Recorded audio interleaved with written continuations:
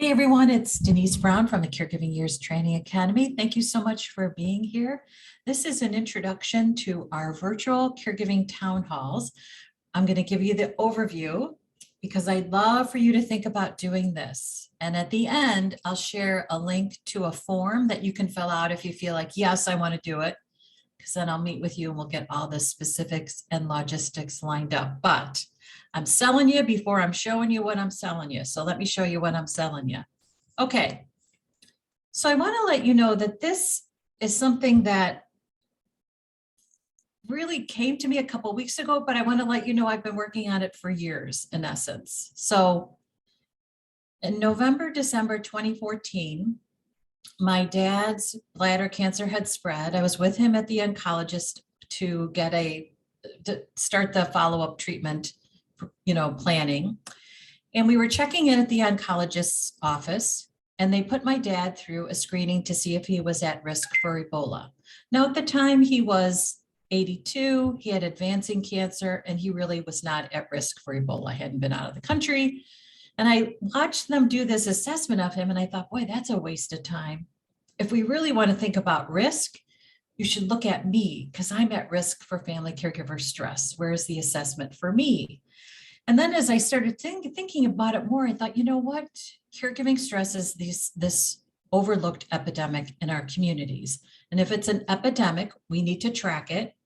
And the organization who should track it is the Centers for Disease Control and Prevention. So throughout 2015, I went on this campaign to get the CDC to track family caregiver stress. I hosted Twitter chats. I had a petition. I emailed the CDC director. I wrote blog posts. I did podcasts, you name it. I tried to do this really overarching outreach campaign. Guess where I got? Nowhere fast. So at the end of 2015, about a year later, really intense focus on trying to make this happen. I thought, you know what? I'm never going to get anywhere with the CDC. Why don't I just track family caregiver stress? So I put together this really simple survey, 3 questions.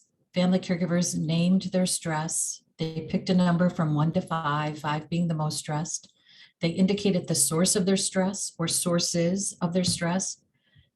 And then they told me about their stress. So just about 1,200 family caregivers have completed this stress survey. In addition, I asked family caregivers to include their zip code because I thought if we had a lot of family caregivers complete this survey, we would know where the hot spots were for stress. And if we know the hot spots for stress, we can put more resources to help family caregivers in that community. So let's say it's a rural community, there's one employer, it's a manufacturing plant, the manufacturing plant closes, family caregiver stress goes up because unemployment goes up. So we would know what kind of resources that particular community needed in order to manage the stress. So the pandemic comes, we see the changes in the healthcare system. The pandemic might be ending, so to speak. I hate to say that, but I think a lot of people feel like we're over the worst, but the reality is the healthcare system is never going to be the same. We're never going to have, never is a strong word. It's going to be a struggle to find enough direct care workers.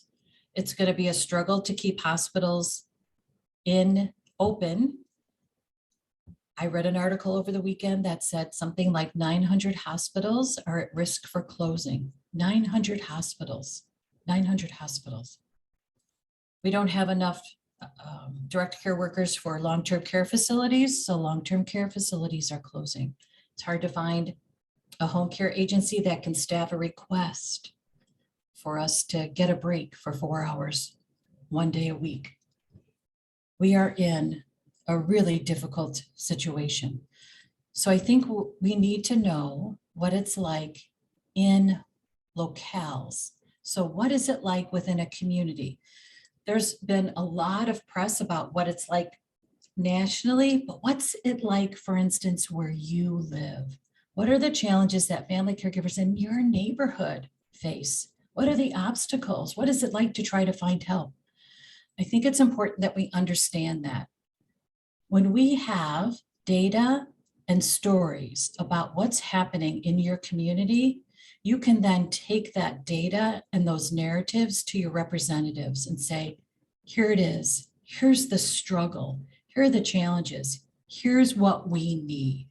In addition, if we have this snapshot of communities, we also have the story of the country, of the nation, and then we can do panel discussions with anyone who hosts a town hall meeting to talk about what's happening in this locale, what's happening in this locale. We can do outreach to the press. We can really elevate the stories of family caregivers because we have all these stories. Okay, so that's the big picture. Let's think about what it looks like. The other thing that I realized 2.5 years ago is that oftentimes people go to a provider database to search for help. So I saw this when I used to rep employee benefit programs. I delivered workshops in the workplace on behalf of employee assistance programs, and I did it for just about 20 years.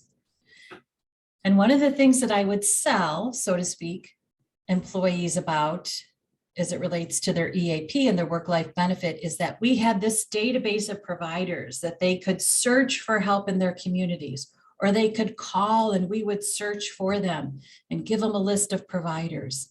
2.5 years ago, in the summer of 2019, I thought, you know what? These databases aren't going to help anyone because it's so hard. It was hard in 2019 to find help. I thought we need to have conversations to figure out where do we go for help. If we call 3 home care agencies and none of the 3 have available staff, what's next? There's nothing we can search for in a database that's going to give us the answer. We need conversations. And now more than ever, we need to have a conversation with family caregivers in our community. We can't leave them to search for help in their community when we are not sure that there actually is help, enough help. Okay, so here's what we do. We help you host a virtual meeting.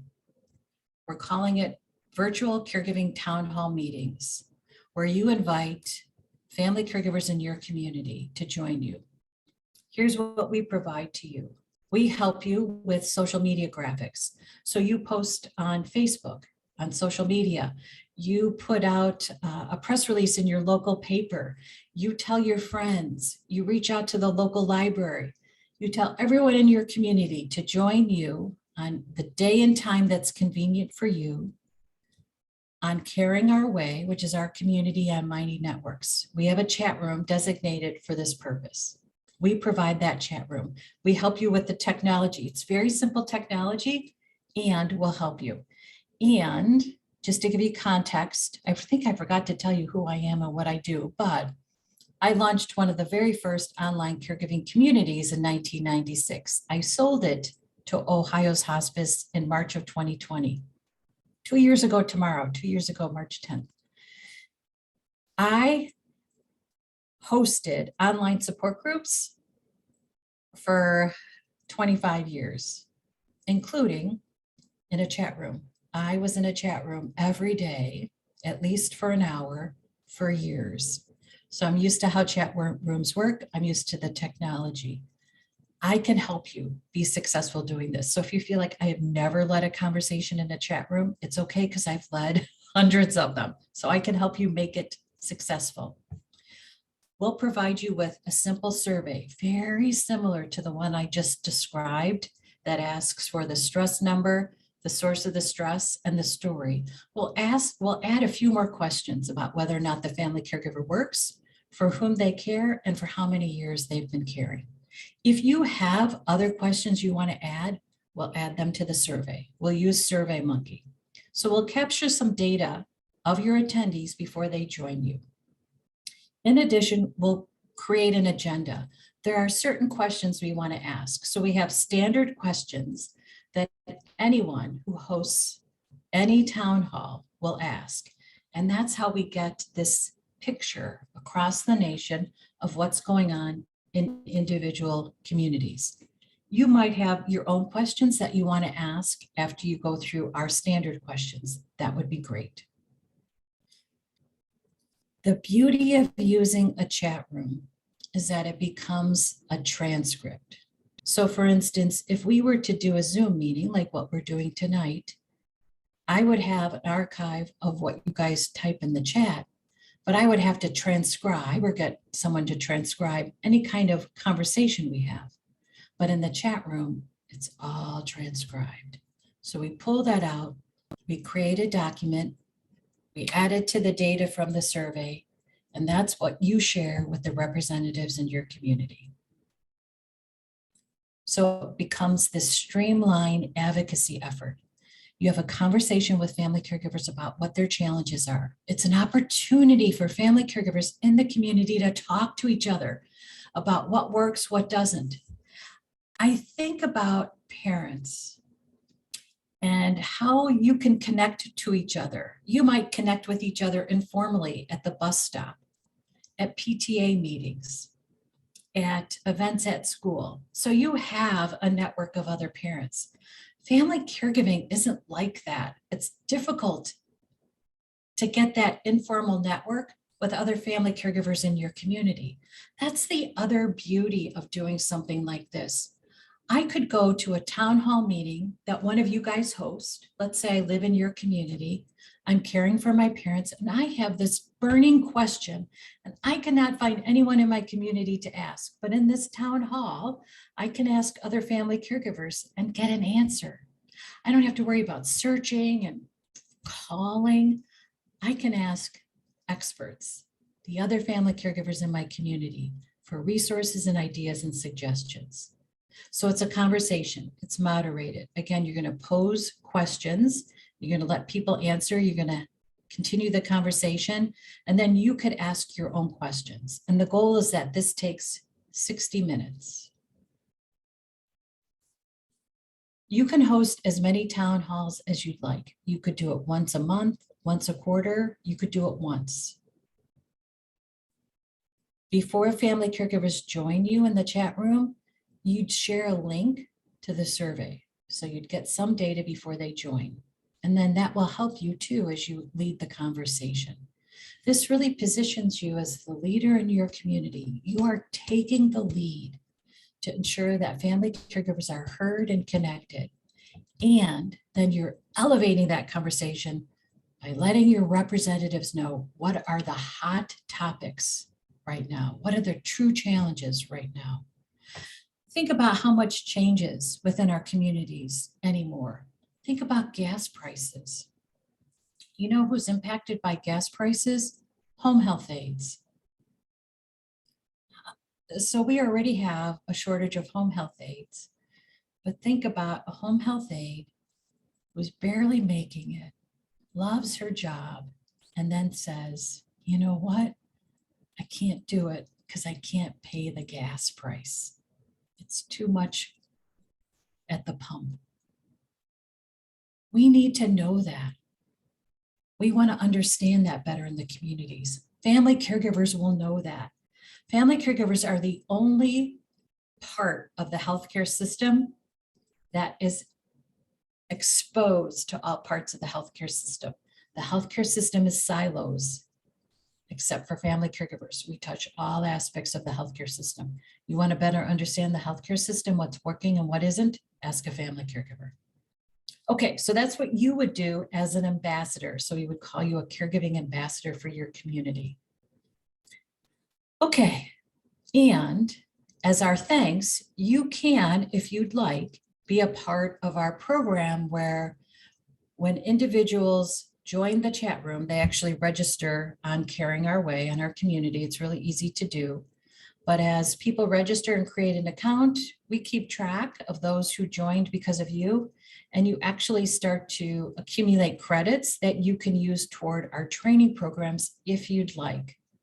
If you think, oh, that's so nice, but I don't want to go do the training program, you can transfer your credits to someone else. You could transfer them to our scholarship fund if you don't know someone that wants to go to through the training program, because we do. So our training programs include our Certified Caregiving Consultant Program, which is our training program for coaches and consultants who work with family caregivers and former family caregivers. Okay, so together we're going to create a snapshot of the caregiving experience in our communities. We're going to share the data with our representatives, and then we're going to take the conversation a notch up. We're going to host panel discussions with the ambassadors of the town halls to talk about themes and trends. What's different in metropolitan areas versus rural areas? What's different for those who are caring for parents versus those who are caring for children and adult children? So we actually will be able to see the trends and then be able to really recommend what's needed right now. Okay, so here is the link. I can put it in the chat room for you guys. And I just want to tell you really quickly a little bit about myself because I think I did forget to do that. So I started working with family caregivers in 1990. I worked in community-based programs and skilled nursing facilities. And then I decided to start a small business to support family caregivers.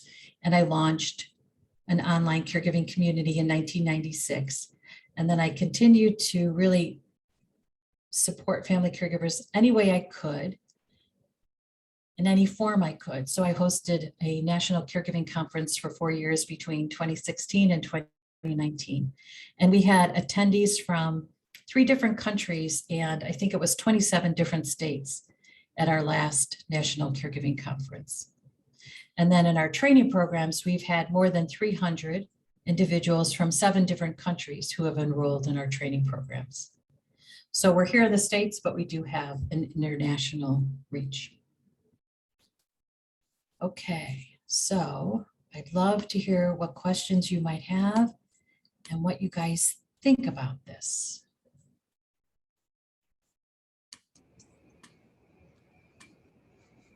And I'm going to get the link to share in the chat room.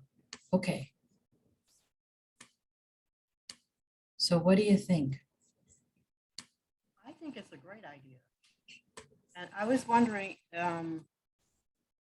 are we putting together our own panels, or do you already have the panel of experts? Or so you don't have to do a panel of experts. So in the chat room, it would be you and then the family caregivers who join you that you invited. And if family caregivers have a question, other family caregivers can answer it or offer suggestions. If there is no answer at that time, we would just pull out that question and make note of it. And then we would follow up with that family caregiver within 24 hours with a resource, an idea, a suggestion. Okay, yeah, that sounds great. I had thought about doing something like that before the pandemic hit. And I had even got like a little website name. It was called Cock and Care. I know it sounds, well, it's something to get your attention. It was supposed to be cocktails and caregiving. So it was Cock and Care, where you would make a cocktail and join in a conversation about caregiving for all caregivers. And then the pandemic hit, and then it's in a notebook somewhere. So I also, I was thinking about some comments. I think this, because this is an election year, I think it would be great to have somebody who would either sign on to some legislation or start some legislation that would support caregivers. Also, I think it would be great to check into like the Moth or the Storytelling Project. You know, sometimes they do subjects, and I think a subject for great storytelling would be your caregiving experience. I don't know if any of you have been to the Moth. I went everything's prior to the pandemic. And you know, they give you a subject and you go on stage and you tell your thing and then people go. I've never been to the Storytelling Project, but I've heard of it. What else did I have on here? Oh, there was a comment that you made, I forget where you made it. You said something about the people not being able to work. And as a follow-up workshop, it would be great to have a workshop for people who wanted to start home-based businesses because they can't be out working because they're caregiving. These are just my notes, they're kind of rambling. And I think that's all I had. I think I would personally, I would be interested in starting something like that. Okay, excellent. So you're going to be an ambassador. So I took that as a yes, Beverly. Yeah, it's a yes, because I'm in a big metro area anyway. I'm right outside of Atlanta, Georgia. I know there's a lot of caregivers here, and I think, if you don't even have to separate it, because I know there are a lot of autism parents here, and there are also a lot of people taking care of their parents here. There's so much going on. There's so much going on. I can see where, I know it takes up a lot of time to do it monthly, but maybe every other month, like 6 times a year or something like that, would be great. After you see who signs up. Right.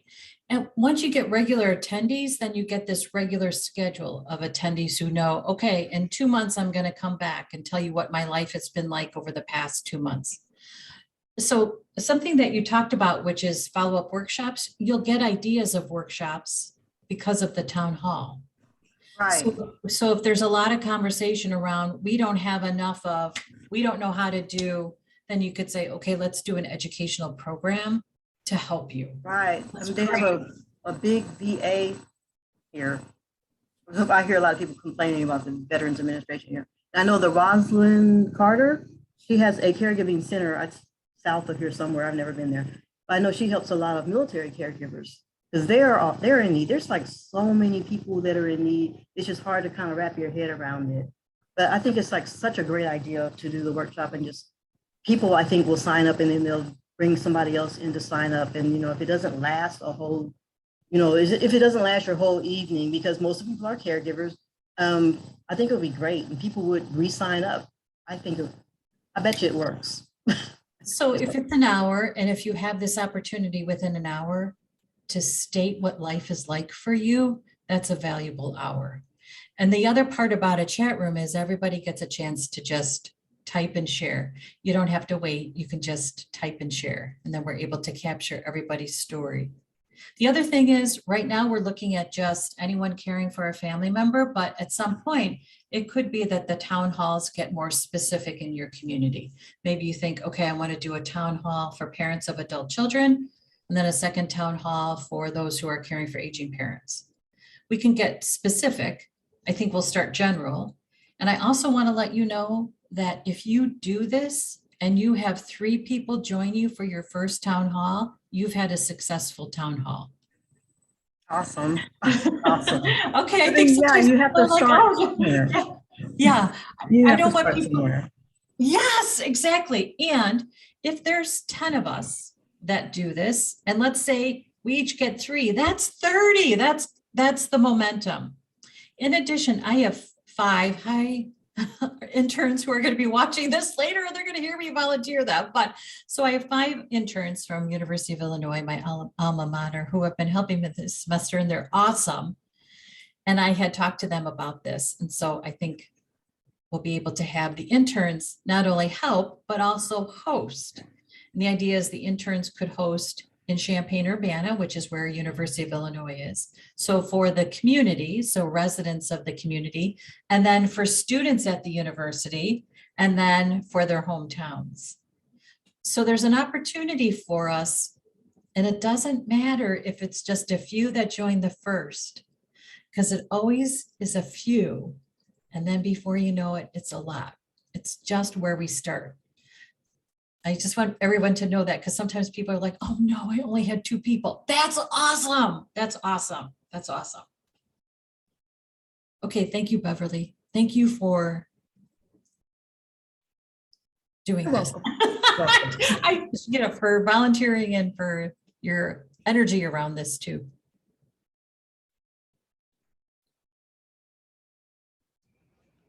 Oh, I guess I'll say something. Yeah, I'm also looking forward to this. I used to actually work for United Way, so there's a lot of nonprofit programs in our area.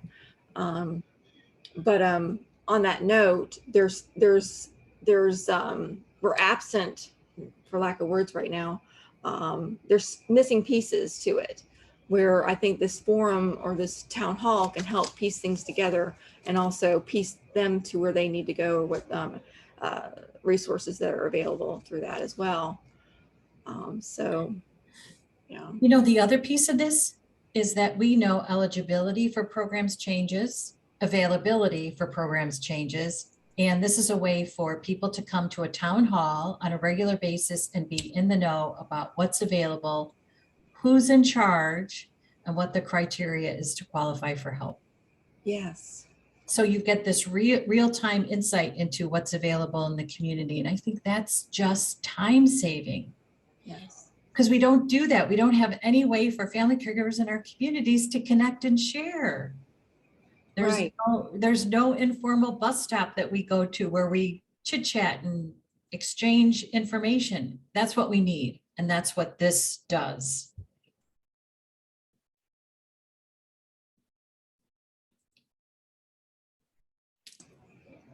And on the note, as far as only getting a couple, it's the word of mouth that will actually carry it. I really believe that. So, and plus it's kind of getting your feet wet, you know, little by little. I think for me, it's like a stepping stone to that, even if there is just a few. So it'll help. That's actually an excellent point, Brenda, that sometimes you want it to just be a few because it's so nice to do your first one in front of a few. Yeah. My big, I guess my nervousness is not having enough information on myself to be able to answer the questions. Because, you know, you want, I know you can't always answer someone's questions, but as putting the town hall together, it's having that lack of information to be able to be that resource right away if they need it.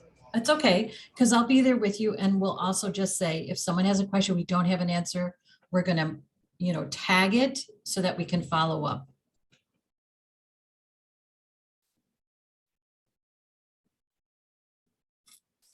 Okay, so it sounds like it's a good thing. I think we're on our way. I was even thinking about in my community, you know, the business community, like I have some liaison with the business community, and I could see like having a town hall, you know, just for the people who are business owners, who are caregivers, you know, as well as for general public. Because I think people who work, like have their own businesses and work all day and are caregivers, like really are a separate subset. I mean, I just think, Not that we all don't work, but but I just think the possibilities are endless. And I want to mention that I had talked this idea out with Kathy, and what we were originally thinking was it would be something we could do at libraries.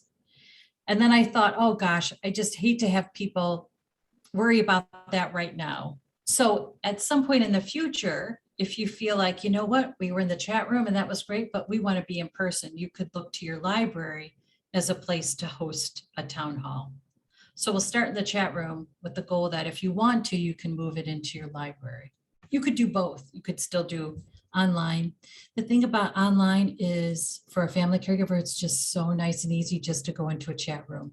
And I also think it's a bit of a relief to feel like, okay, I don't have to brush my hair because I'm not going to be on Zoom. I'm just going to be in a chat room and I can just have my slippers and pajamas on and type away.